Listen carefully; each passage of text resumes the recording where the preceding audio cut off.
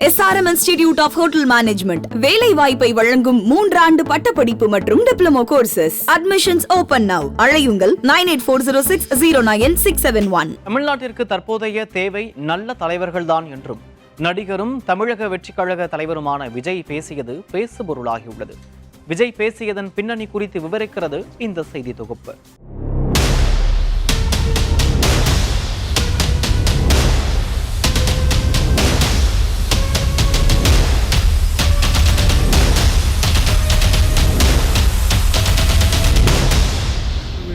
குடியிருக்கும் என்னுடைய நண்பர்கள்.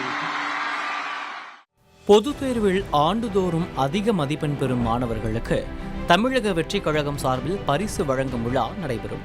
அதன்படி இந்த ஆண்டுக்கான பரிசு வழங்கும் விழா சென்னை திருவான்மியூரில் நடைபெற்றது. தமிழகத்தின் பல மாவட்டங்களில் இருந்து ஏராளமான மாணவ மாணவியர் பெற்றோருடன் நடிகர் விஜயிடம் பரிசு பெற ஆர்வத்துடன் வந்திருந்தனர். விஜயிடம் பரிசு பெற்ற மாணவர்கள் மிகுந்த மகிழ்ச்சியுடன் காணப்பட்டனர்.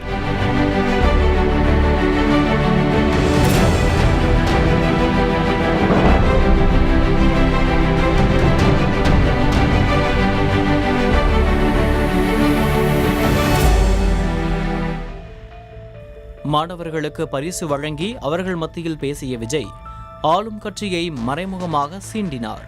உதாரணமாக, தமிழ்நாட்டிற்கு தற்போதைய தேவை நல்ல தலைவர்கள்தான் எனவும் அரசியல் ரீதியாக மட்டுமல்லாமல் துறை ரீதியாகவும் நல்ல தலைவர்கள் தேவை என்றும் தெரிவித்தார். தமிழ்நாட்டில் உலகத்தரத்தில் டாக்டர்ஸ், இன்ஜினியர்ஸ், லாயர்ஸ் எல்லாம் அதிகமாகவே இருக்காங்க. இங்க நம்ம கிட்ட என்ன இல்லை அப்படின்னா, இங்க நமக்கு எது இன்னும் அதிகமா தேவைப்படுது அப்படின்னா நல்ல தலைவர்கள்.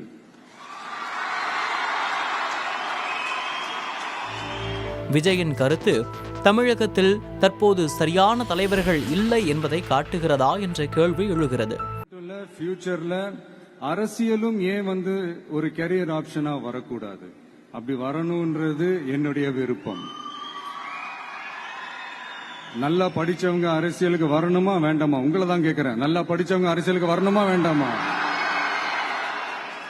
நல்லா படிச்சவங்க தலைவர்களாக வரணுமா வேண்டாமா? அரசியல் கட்சி தொடங்கிய புதிதில் அவருக்கு சில இடையூறுகள் செய்யப்பட்டதாக கூறப்பட்ட நிலையில் அதை வெளிக்காட்டிக் கொள்ளாமல் பொது மேடையில் தற்போதைய தேவை நல்ல தலைவர்கள்தான் எனவும் தமிழகத்தில் போதைப் பொருள் பழக்கம் அதிகரிப்பது தன்னை கவலைக்கு உள்ளாக்கி இருப்பதாகவும் கூறியுள்ளார். சொல்லலாம், இப்போ இந்த போதைப் பொருட்கள்லாம் இதெல்லாம் கண்ட்ரோல் பண்றது அரசோட கடமை. இதெல்லாம் யங்ஸ்டர்ஸ் இதுல இருந்து காப்பாத்துறதெல்லாம் அரசுங்களோட கடமை. இப்ப ஆளும் அரசு அதெல்லாம் தவற விட்டுட்டாங்க. நான் என்ன சொல்ல வரேன்னா, சில நேரத்தில் அரசாங்கத்தை விட நம்ம லைஃபை நம்ம தான் பார்த்துக்கணும். நம்மளுடைய சேஃப்டியை நம்ம தான் பார்த்துக்கணும். விழாவில் ஆளும் கட்சியை விமர்சிக்காமல் தவறுகளை மட்டுமே சுட்டிக்காட்டி பேசியுள்ளார் விஜய். இதனால் அவர் திமுகவை கண்டு அஞ்சுகிறாரா, உதயநிதியை கண்டு பயப்படுகிறாரா என்பன போன்ற கேள்விகள் எழுகின்றன. தலைவர்கள்னு சொன்னது வெறும் அரசியல் ரீதியா மட்டும் சொல்லல. இப்போ நீங்க ஒரு துறைக்கு போறீங்க, அதுல நீங்க சிறந்து விளங்குனீங்கன்னா அந்த ஒரு தலைமை இடத்துக்கு உங்களால ஈஸியா வர முடியும். அதைத்தான் நான் சொன்னேன், இன்னும் நமக்கு நிறைய தலைவர்கள் தேவைப்படுறாங்க அப்படின்ட்டு. மேலும் மாணவர்களிடையே சமூகம் பற்றி விழிப்புணர்வை ஏற்படுத்தும் விஜய் 2026 தேர்தலை நோக்கி தனது கவனத்தை செலுத்தியுள்ளார் என்பது அவரது பேச்சு மூலம் வெட்ட வெளிச்சமாகி உள்ளது.